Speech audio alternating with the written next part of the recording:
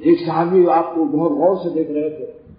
آپ نے فرمایا آپ مجھے اتنا غور سے کیوں دیکھتے؟ عرض کیا کہ میں یہاں تو جب دل تڑپتا ہے تو آپ کو دیکھ لیتا ہوں، آ کر میں یہ سوچ رہا ہوں اس وقت میں کہ جنت میں آپ کا تو بہت اونچا مقام ہوگا، میں نہ جانے کس مقام پر ہوں، ہمارے آپ کے فاصلے ہوں گے، تو وہاں ہم آپ کے مقام پر جانے کی اجازت بھی معلوم نہیں ملے گی یا نہیں، لہذا اس لیے میں آپ کو جی بھر کے دیکھ رہا ہوں۔ آپ نے فرمایا کہ ہر وہ شخص اسی کے ساتھ جنت میں وہ ہوگا جس کے ساتھ اس کو محبت ہوگی۔ محبت دل کا عمل ہے، محبت بھی ایک عمل ہے، لہذا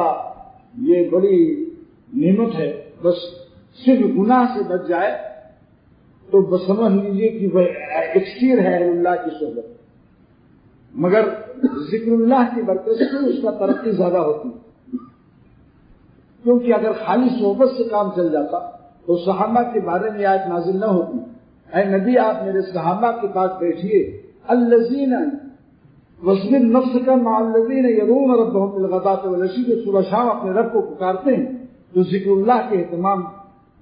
پر صحبت نصیب ہونے کا اور صحبت کی نافعیت اور مؤثریت کا وعدہ ہے،